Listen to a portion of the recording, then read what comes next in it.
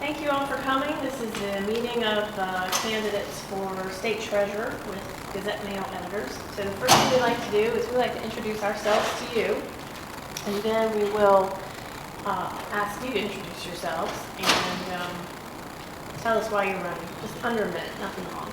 And there will be a story tomorrow. We're filming this, not streaming it live, but we'll put the video up on our website for the story, and it's all on the record.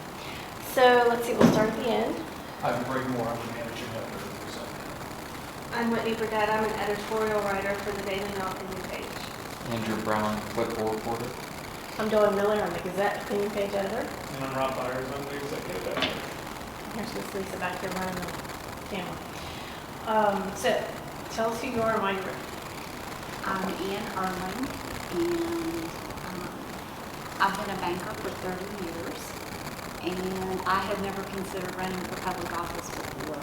I was actually approached by the Republican Party, and they asked me if I would consider running. You said yes. Well, after, I don't take this lightly, I work at Summit Community Bank. I'm Senior Vice President of Commercial Lending there. I've been there since May of '99. And like I said, I've never considered doing that before. So I talked to my husband and my family and my work to make sure they would give me a little latitude as far as working in different offices, for example. And then talked to party leaders, and I decided to run. Okay. Yes, sir. Well, I'm John Perdue, and I'm running for my sixth term. I chose to run for re-election because I really want to continue to increase some programs that I do in the Treasurer's Office that means a lot, and one of them is the College Savings Smart 529 Plan, a $2.4 billion program that I'd like to see go to $3 billion, and the Bright Babies program that we started to get more young people to start thinking about investing in a college education, not only college education with the 529, but technical education, vocational education, training for the future. You've got to have some kind of education, whether it's in a mechanic or engineering or whatever it might be, to make a difference in your life. And also to continue to fight for the life insurance policies, which I was able to win in a Supreme Court decision 5-0. Fought that battle in the legislature process to be able to start getting companies, life insurance companies, to return that money to the Treasurer's Office so we can find the rightful owners of that money in the state of West Virginia. So that's two big reasons I decided to run for re-election. Okay, thank you. So, Ms. Early, maybe you could just tell us what you'd like to do, any goals you have for the office? Well, in reviewing the Treasurer's website right now, what I found is not a lot of transparency. It's very difficult to see where our taxpayers' money goes. And if you compare that to other states, like the state of Ohio, for example, who's rated #1 in the nation for transparency, you can drill down and drill down and drill down until you get to the point that you can basically see the check that is cut, much like if y'all have online banking, like most of us do. That would be one thing that I think our state taxpayers deserve to see, just have an open book and see all of our income and all of our expenses. The other thing that I saw is that it looks like the state treasurer's office is pretty top heavy. We've got, and I think that we need to right-size state government and reevaluate who we have in place, what they're doing, and make sure that we're running as efficiently as possible. And then, kind of along the same lines is modernization. We need to, as I've traveled around the state, I've heard a lot of things about the OASIS program, and it seems like we've invested a lot of money in that, and it doesn't seem to be working very effectively. And I don't know, I think there's a time to reevaluate and see if you need to fish and cut bait or what you need to do, but either everyone needs to be on board and it needs to do what we need it to do, or we need to come up with other options. Okay, thank you. Any thoughts on those subjects? Well, I will say, when it comes to transparency, there was no transparency when I took over as state treasurer 20 years ago. We modernized the office, brought it in the 21st century, put the transparency in that we have today. If you go to wvtreasury.com, working with the governor and the auditor's office, which I have to work with and interface with on a day-to-day basis, we have put one of the best transparency operations in the state government that's never been there before. And I'm aware of the Ohio's check processing transparency. You have to have a lot of checks and balances and security in place to be able to do a lot of those things. We're planning to continue to improve on transparency as we move forward, but I think you'll be able to find anything online now by going to that site and looking at what has been transactions that have happened in state government on a day-to-day basis. Also, when it comes to the OASIS system, I can remember when we did the FIM system, and it takes, anytime you have a new computer system, it takes a while to change things and to educate and train employees.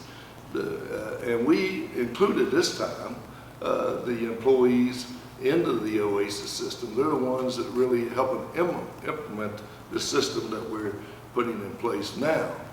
Now, do we have some bugs? Can we improve it? I was the first one to step forward on the board to say, in biweekly pay, that we need to take a look at that, step back, make sure we can cross the T's and dot the I's. And we gave the legislature a chance to even address that issue if they thought there should be some changes made in what we were trying to do with the biweekly pay in the OASIS system. And they chose to not take any action the last session. We'll continue to work through some of those problems. I feel confident that we will get through those problems and we will have a great system. It was time for a new system in state government, and this system will help us bring a lot more transparency to state government after we get it up and operated and all the phases put together, and we'll all be on one system where we can be able to do a lot more. What action would you have liked the legislature to have taken? Well, I think action of the legislature, they question, and what I mean by the legislature auditor's office has taken a look at the system and biweekly pay, and it said it wasn't bouncing out. And I think we had to take a look at that to see if people really were getting paid what they were supposed to be paid in their salary and so forth. And looking at that, in some instances, that was not the case, but now I think we have corrected a lot of that, and I really believe that as we move forward, people will get paid. Nobody will be shorted anything when it comes down to it. They may get paid a little later at the end of the year or someone like that, some way with another check. But we about to have gotten all the bugs worked out when it comes to biweekly pay, and I think state employees, as I've learned in the past few months, are starting to enjoy it very much. Okay. What do we have down there? Mr. Perdue, you talked about wanting to grow the Smart 529 program. How do you do that? And I guess, how do you make the public more aware of that program and the other programs that the state treasurer's office has available? Well, when it comes to Smart 529 plan, I don't think any one of us ever dreamed, and I never dreamed, that we'd have a $2.4 billion program in the state. Over 26,000 participants in the program. Very proud of that. But in the state of West Virginia, to get parents to start investing in a 529 plan, the earlier they get started, the better off they are.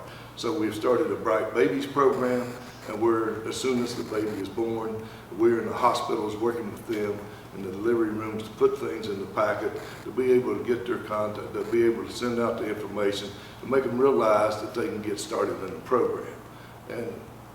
And I really believe that we can increase that. The earlier we increase that, the more and more West Virginians are going to start thinking about sending their kids to college or to technical school or welding school or whatever type of school to advance their education. And I think a lot of people don't quite understand that Smart 529 is just not to go to college. It's to advance other types of education as well and advance your work ability to be able to get out in the workforce and advance. And so the earlier we get started on that, I believe the Bright Babies is the program to make that happen. We're offering $100 incentive. I'm talking about Hartford that does our program to get that family started in the program. And after we've learned in statistics in our survey, the more we get started in the program, they stay in the program and they increase their investment in the program, and that grows the program. And they help tell others about the program as well, and it grows the program in the state. So how do you make state residents more aware of other programs? I know there's the unclaimed property program and several others that your office runs. Well, the unclaimed property program, when I became state treasurer, it was $100 million laying in the office. We returned over $160 million to people. We did that through advertisement through the newspaper as we do an insert. We also go to senior centers, we go to fairs and festivals. We're out here knocking on doors with technology today. You were able to find a lot of the individuals and be able to find those. It's just like life insurance policies. You know, the life insurance company said they couldn't find these rightful owners of these policies. But in West Virginia, you know, when it comes to when someone passes away in the 40s and the 50s and the 60s, when these policies were available, when their obituary was in the paper, they had all the way down to the pallbearers in the obituary. And it used to be in the Gazette. They put in about whatever you wanted to put in the paper when your loved one passed away. And it's a little easy to find these people today and find the rightful owners of those policies. We work very hard at that. That's why we lead the nation in returning unclaimed property on the population that we have in this state. We return close to 78% of the money that comes in. And so unclaimed property has become a very popular program in the state. Not only for state residents, but for fire departments, churches, nonprofits, everyone, businesses. We return money to them as well. But also, the legislature kind of likes it as well because we've returned over $100 million to the General Revenue Fund to help balance the budget of the state. And so I have a little problem with that because it's really the people's money, but the legislature chose to use some of that money for that purpose. So every year they sweep some of the account to take some money to help balance the budget. So we do a lot of unclaimed property. We also do a lot with the 457 plan of the state, which we manage, like it's a supplemental retirement plan for state, county, city, and municipality employees. Because in today's world, those employees are probably not going to be able to live on their retirement. So we give them a chance to save and to have a supplemental retirement on top of their state retirement or county or city retirement. And we've grown that program since we took it over from $37 million to over $207 million. And we continue to work hard to get more and more city and county and city government employees invested in that program. So we do a lot in the Treasurer's Office, in the Board of Treasury Investments, which is the operation funds of state government, which is the marketing and accounts of state government, the fixed incomes. Before I took over and started taking over the fixed incomes operation of the Treasurer's Office, we wasn't even rated. Now we're M rated as a market fund. I'm very proud of that for the last 12 years, and that says a lot for the operation of the Treasurer's Office. The management of the Treasurer's Office, when I became state treasurer, there was hardly a CPA or accountant or financial person in the Treasurer's Office. We placed in CPAs, accountants, good qualified people to run the people's money, take care of the people's money. That's why we have a triple M rating in the Board of Treasury Investments. That's why we're able to return $160 million in unclaimed property. And I'm very proud of what we've done in cash management and putting the professionalism in the office to make that happen. Yes, it costs more money to do that, but you get what you pay for. Out in the private sector, I had to compete with the private sector for CPAs, accountants, and financial people, and we don't pay them any more than what we would pay someone out that is being paid out in the private sector. So I'm very proud of that professionalism we have in the office. Ms. Starling, do you have a response? Is there any specific steps you would take to increase awareness about the office's programming or? Well, as far as the 529 plan goes, I have 3 children, and all 3 of them have benefited from the 529 plan. And I do think it's important that we get our young folks started at a young age participating in that. But I think that goes back to a bigger issue that we have in our state, which is our unemployment rate and we have a lot of unemployed people that are making the decision whether to get milk for their children or gasoline for their car, was the quote I heard a couple weeks ago in Logan. And that is not someone that can participate in a 529 plan, most likely. And I think we need to, as a state, look at, we're in a financial crisis. We're $300 million in the hole, and we have been relying on coal, and we've got to come up with some other income streams and look at places to decrease expenses so that we can get our West Virginia families on more stable footing so they can even consider a 529 plan. How could the treasurer do that? Well, I think the first thing to do would be to, like I said, eliminate unnecessary expenditures, right-size state government, get rid of the public relations team that's taking around checks to the unclaimed property. That I think is unnecessary, and work with the other folks on the Board of Public Works to, if we had a whole team and had everybody with all the oars rowing in the same direction, I think that is what's going to make the difference for our state. Is that a function of the treasurer's office? It's a function, I think, of the Board of Public Works in conjunction with the legislature. And I think it is, it's not, I would not say no, it's a direct duty of the treasurer, but I would say on the role of the Board of Public Works, it is. It's part of him. Okay. I'll respond to that this way. The budget is very important for the state of West Virginia, and it is the treasurer's responsibility to make sure that it's a balanced budget and the money that's being, that the auditor okays to be paid, the money's into the accounts of the agencies to pay that money and to balance the budget. We operate on a balanced budget in this state. We're not like the federal government. We cannot do that. So we have to face reality here in the state of West Virginia. Where are we? Maybe, we're $80 million down right now in this fiscal year, with the potential of being $250, $300 million down. And we have cut state government tremendously. Some agencies cut over 30%, anywhere from 22 up to 30-some%. And you can't cut your way to prosperity. That's not going to happen. I think we have cut a lot of the loose change and so forth out of state government. And now we have to face the fact that what are we going to do? We're going to face $300 million staring us in the face in 2017 and 18 with Medicare. And so how are we going to pay for that? Someone has to put a plan together. And that's what governors do. That's what legislators do. And I have worked with both sides, Republicans and Democrats across the aisle, and working with that to help put those plans together.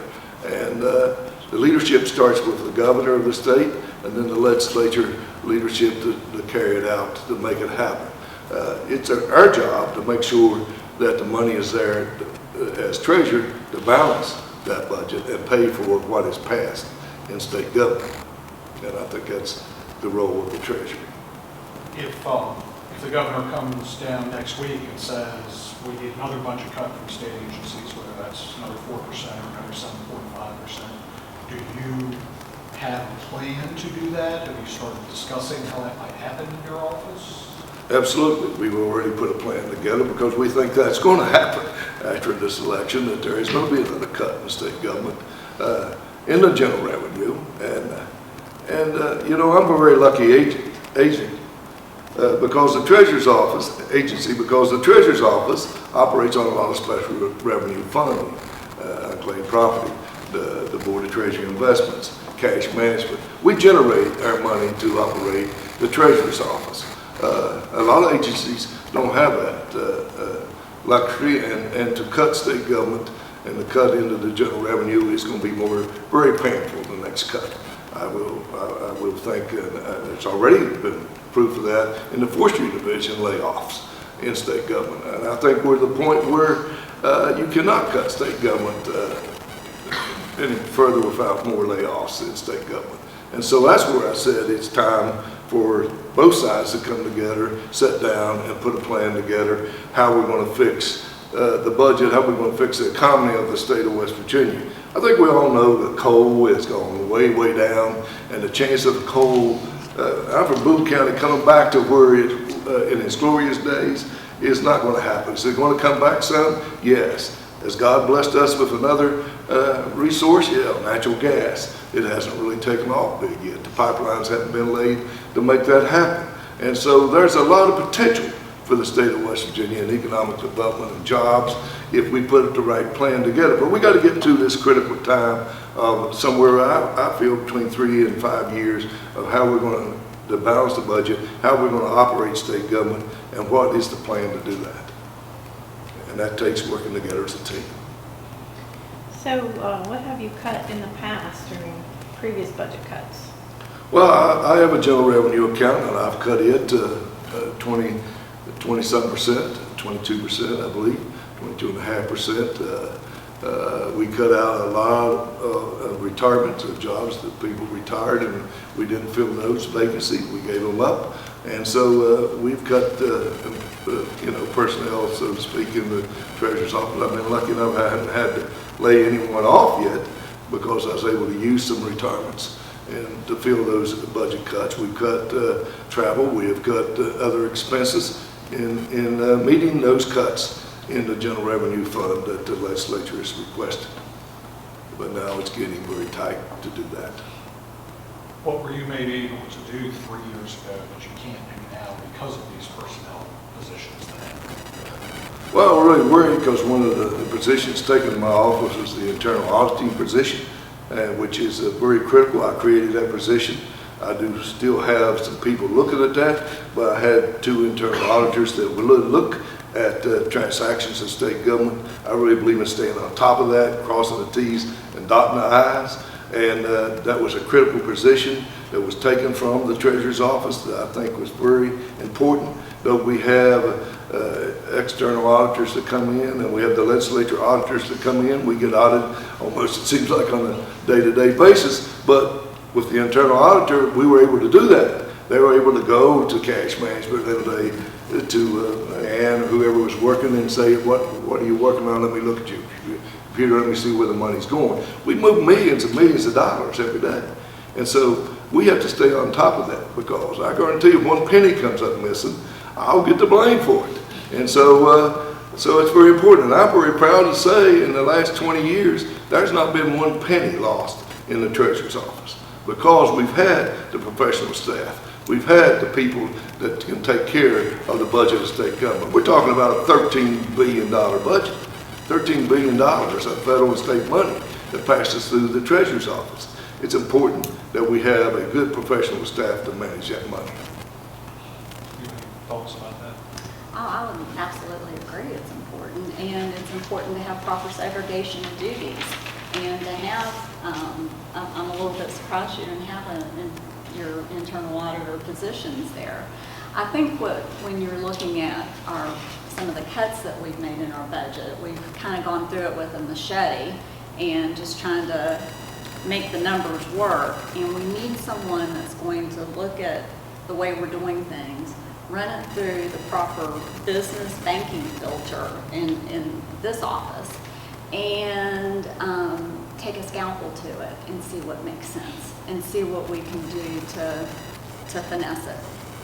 In my world, as a 30-year banker, you've got to have proper segregation of duties, and you've got to have internal audit and another set of eyes looking at the way things are being done, and everyone knowing that there's another set of eyes looking at the way things are done, so that there's no question that everything's being done. So if you're elected, you would anticipate filling the internal auditor job and finding somewhere else to cut? I would look at what system Mr. Perdue has put in place to, I don't know if he's got some kind of arrangement with the auditor's office or what he's done to rectify that, but to me, that's kind of a shocking place to make a cut. Let me say this, maybe I misled you. I said we had 2 internal auditors, we're down to 1. They took 1 position, the legislature did. So we're down to 1. I would like to have 2. Like Ann said, the more eyes you have on banking, the better off you're going to be. So that's what happens when you have critical cuts, and the legislature takes a hatchet instead of talking to you and say, we're sweeping that account. We're going to take that account. And instead of talking to you about it, you know, you've got to have some communication here. But what's important? What do you need? You want a 5% cut? Let me work with you to decide where that 5% comes from. And so, but to sweep accounts and to sweep positions without discussing that with anyone. I'll give you another good example. This last legislature session, this Smart 529 College Savings Program, the House decided to take $500,000 out of that account. Well, first of all, that is not state money. That is not, that's people's money. That's people invested in a program. And I had to go to them and says, you can't take that money. I'll have to take you to court. I said, that's not the state money. That's a 529 college savings program. We administer that money and take care of it. And that's administrative money, but that is fees paid by investors in the program to administer the 529 program. And so that's what I'm saying is you've got to have a communication. Looking and say, here's a pot of money, like I do with unclaimed property. Here is $50 million laying in unclaimed property. That's not there. But and sweeping $10 million out of it, or putting in the budget, which I have put in the budget now, saying that we have to generate and find $7.5 million a year that will be used at unclaimed property to balance the budget. Well, I don't know if it's going to be $7.5 million out there that we're going to find in unclaimed property every year. And so we have to also maintain at least $20 million in that account to pay out claims.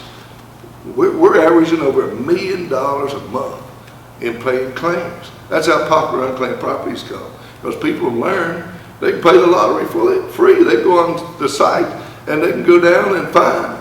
If they don't find themselves, they find someone they know. That's how we get it. And then they call them, and pretty soon we're generating money on top of money. And we go to senior centers, like I said, fairs and festivals and set up. And we're such a senior-oriented state, you'd be surprised how many of those people know people and say, oh, Joe moved to California or whatever. And that's how we find them. And so, and money has to be there to take care of those accounts. And just automatically think, here lays money, and I'm going to sweep that out to balance the budget. It's not the correct way to do it. That's what I'm saying. You envision any cuts of programs that he's organized, come up with? Is there anything you can do away with? In general, if you look at a business, their biggest line item is going to be salary, expense, and benefits. And we need to look at that. As far as the programs and stuff, I think we have a big gaping hole here we're going to have to fill, and it, I'm not privy to, his conversations with the legislature and people trying to fill these holes, but it's kind of interesting to me they don't have a better grasp of the Me too. the business and communicate better with, just looking for dollars to fill a hole. There's more to it than that. But I will say, when it comes like the college savings program, this is something that's bid out. It's a contract. And the consultants and people that manage the 529 plan is not, we have a staff of 2 or 3 people on the 529 program that take phone calls, help individuals who've got questions and so forth. But Hartford is the person in charge of the 529. And then we have consultants that we have that is bid out to help, that is paid through fees and so forth, to help manage the 529, internal auditing people and so forth like that. And we do the same thing with the 457 plan of the state. It's bid out, and we bid it out, try to bid those things out every 5 years, so it's a turnover and it's not, automatically got in a rut, because new people have new ideas, new ways of doing things, and you want to see what's out there. And so we do that, as well as unclaimed property. And the same thing there, we have a person that looks at unclaimed property and tells us, you got to have $20 million set aside here in case that you have a run on like these life insurance policies. What may happen out there in claiming those. So the money has to be there. So we have a lot of contract type employees that we have bid out to manage a lot of finances of the state. I'm very excited about starting some new programs. That's another reason I ran. One of them is the ABLE program that was just passed by the legislature, that we were able to get passed by the legislature. It's called Achieving a Better Life through Experience. And so the point is that it's the handicap, it's the people out there, autism and so forth out there, the parents that don't have a way to save, and it's kind of like a 529 plan to be able to invest and save, and not to get a tax break like you do on the state income tax, like you do on the 529 plan, dollar for dollar tax deduction, but you'll be able to put money aside in case you're not here. You can take care of that loved one, somehow can be taken care of by another family member or in a home or so forth like that. The money will be there. And so that's another program that we're looking at doing in the Treasurer's office, and we have the experience to be able to make that happen. The legislature realized that with the 529 and the 457 program that we do, that we can do that. And so that's another great program that I think will really be, and a lot of states have already started that program around the country. I was hoping we'd be in the top 5, but now about 17 states are already ahead of us. I really feel that we can get there. We got to find out how to fund that program. You just can't start a program up with no money. And so we need a legislature appropriation to get started, just like we did with the 529 program that was paid back what was given. And so the point is that that's another good program. The VEER program, which is Volunteer Employee Retirement Account. I'm very much about financial education, financial savings in this state. And the more we teach about that, the better state we're going to become. And we have to do that in the state of West Virginia to get our citizens prepared for the future, for jobs or whatever it may be. The first thing is to know how to manage your money. And so we have a lot of small businesses out here that have 10 to 15 employees that do not have any retirement plan for their mechanics, car people, different kinds like that, the grocery stores, little small grocery stores, that they love this program. We've done the research on it to be able to do an investment program with them where they'll be able to invest it like in a 401k, and we would manage that money, and it'll be a group, and we can get the fees lower, and they could offer something to their employees out there that can't be offered any other way, and even match it in some way. And I think that's very important. So financial education that we do in the Treasurer's office with the network program, which is the Get a Life program, which is a home run program, a national award-winning program that now other states are picking up on and doing, and what we do it in the junior high and high school, and it's a hands-on program where we include the chamber, we include Leadership West Virginia, we bring the businesses in, the car dealer, the house person, the banker, and all of them, and we let them.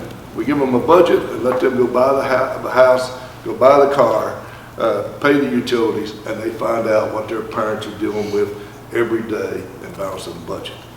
Everything I've done in the treasurer's office, that is the most gratifying thing I've ever done.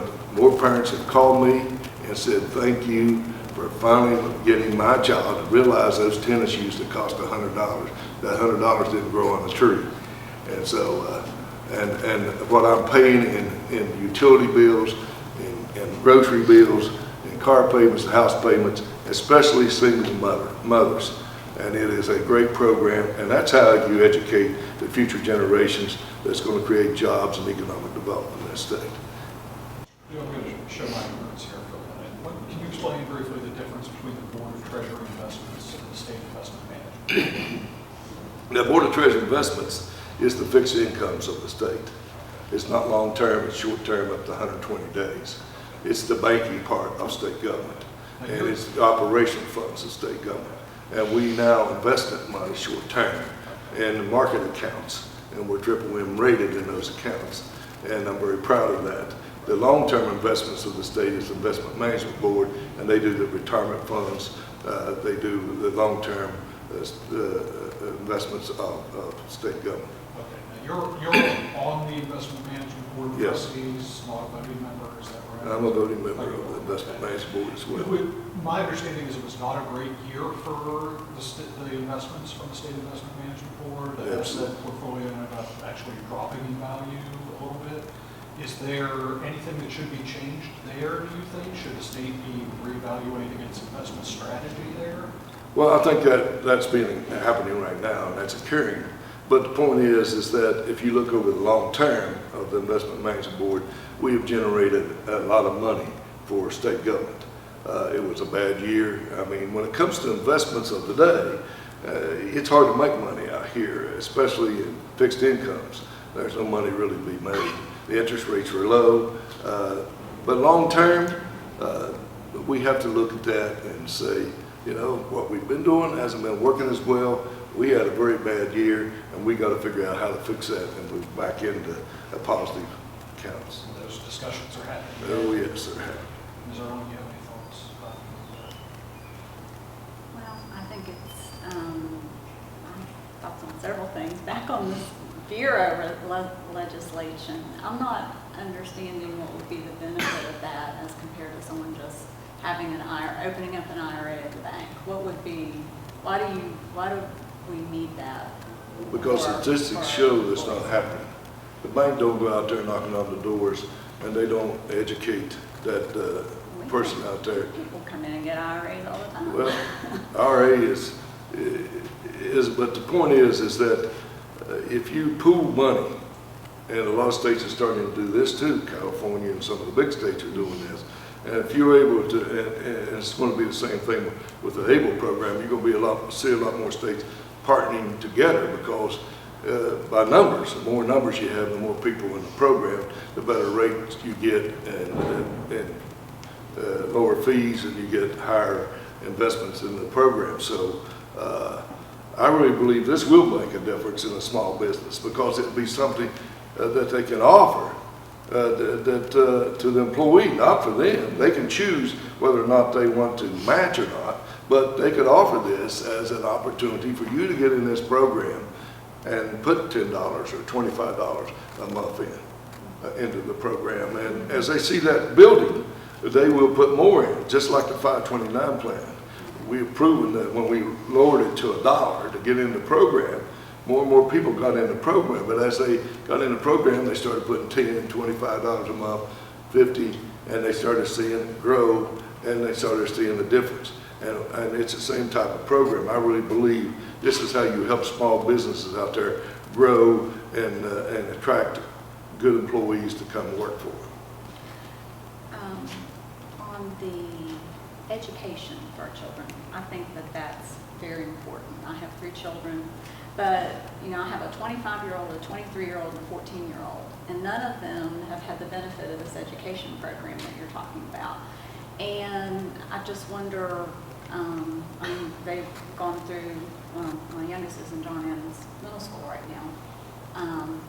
Is that something that's available to everybody in all 55 counties? And what do they have to do to participate in it? Well, we do this now through a 501(c), where we raise the money through banks and through financial people, and we have a board because the legislature chose to cut that program out. And we have gone to the State Board of Education and to the County Board of Educations, and we have quite a few participating in it. But we have to raise the funds to make it happen. And we train the teachers to be able to do the program, provide the lesson plans to make that happen before we ever do the Get a Life game in a school or a program. And so we've been doing it a few years, but you can only have so much money to go around. It's not any public money going into that program, taxpayers' money going into that program. And so, yeah, I would love, and I really think it's important that even the state superintendent of schools thinks, and he's been to 2 or 3 of them, we need to get this involved in every school in the state of West Virginia. I really believe that because it will make a difference. And now, right now, we're doing all the private funds. So. Yeah, no, I agree with you. We need, education is key. We have to teach our children how you don't spend 100% of your paycheck. You spend 70%, and you save 20%. And here's what you do with the other 10. And yeah, no, I think that's critical. That and teaching them to get better, get out of their cycle of education. So, interestingly enough, last night I covered the governor's debate, and Bill Cole suggested after the debate that the state government should probably not be involved in any type of program or anything that can be found, as he said, in yellow pages. Meaning if a private business is doing something, then the state government has no role in it.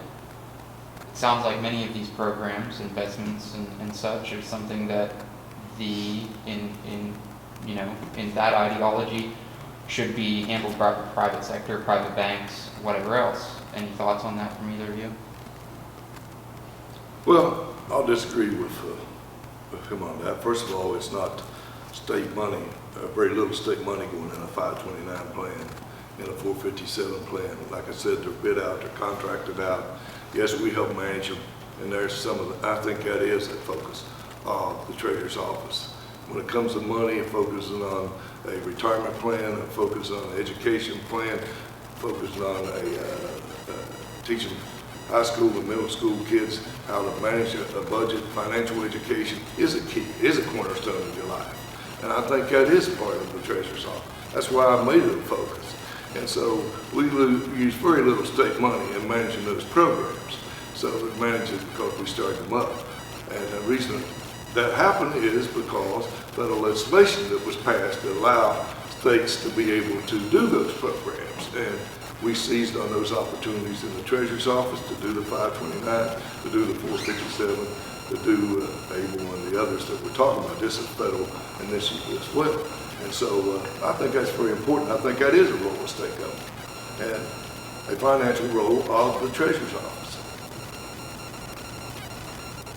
I would say it depends on what the issue is. I mean, like the VERA legislation, in my world, I don't see why we really need that. That's something any person can go into a bank, and it's a stretch for me to see the benefit.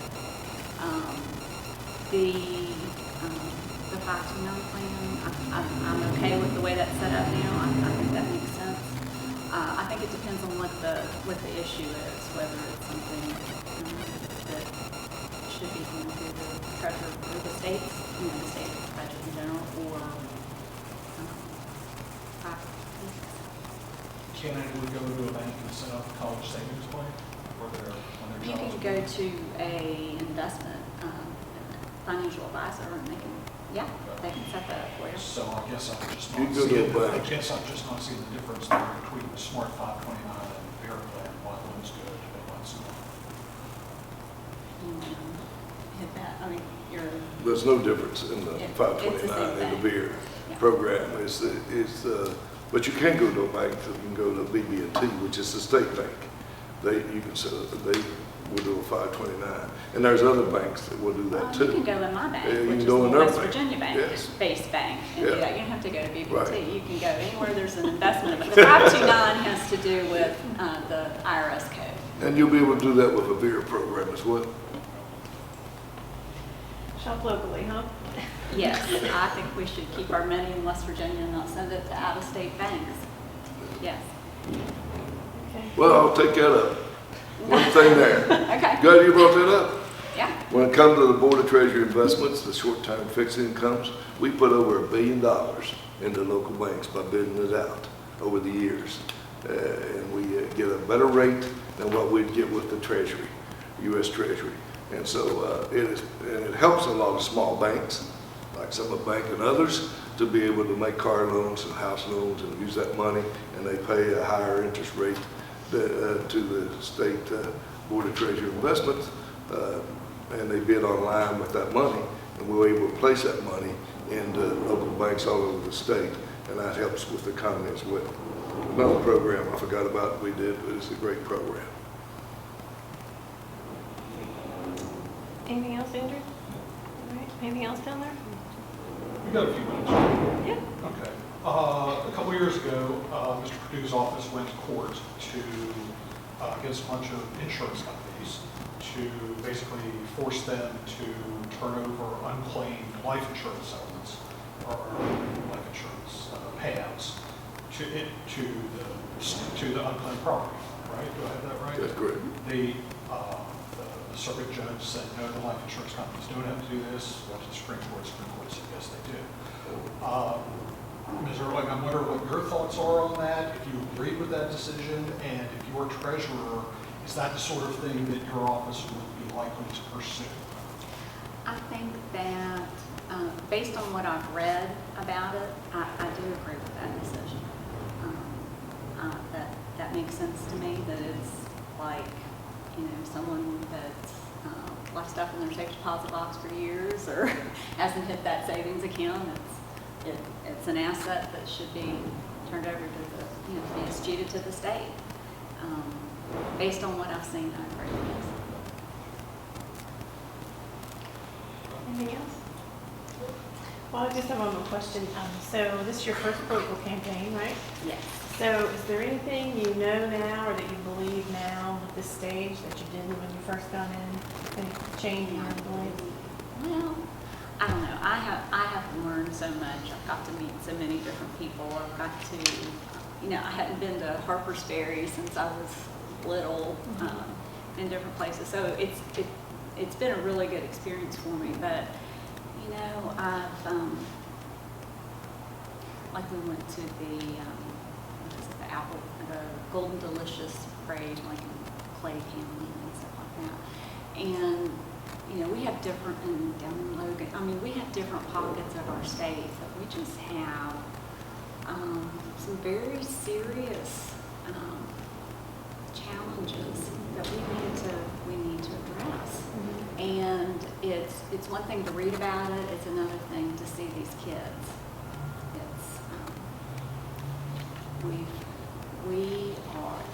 This drug epidemic has really made between that and the unemployment rate, we've got to turn these trends around for these kids, or we're going to have another generation that's going to have more challenges. Okay, thanks. Any further thoughts? Thank you very much. Thank you. May I say one other thing? Sure. I'd just like to say that, as a banker, I think that it's important to have a fresh set of eyes, look at the money and look at the way that we're doing things. And I get the opportunity as a banker to sit down with my customers and look at ways to help them increase their income and decrease expenses and get their financial house in order. And I think we are in a financial crisis in our state, and we need people that know how to read a balance sheet and an income statement and how to help get our state in order. I think we have I think we spend a lot of time looking at the negatives. I think we have a lot of positives. And I'd like us to change our focus to look at the positive thing and not be Pollyanna about it, but look at where we are geographically. Look at our energy resources and our other resources. And look at our people. Our people here in West Virginia are just awesome. If you look at how they responded when we had this flood and how they help each other, you don't get that everywhere. And we're very blessed to have that. Okay. Thank you. Thank you. For Governor Gaston Capeton took over a bankrupt state and turned this state around and created the rainy day fund that we have today, and school building authority, infrastructure council, a lot of different things. It takes hard work. I feel like I have the experience and the knowledge. I've proven that as the treasurer of this state. I'm a people's person. I love working for the people. I've never forgotten that. And I want to continue to do that. Once again, and I can read a balance sheet. Thank you both very much.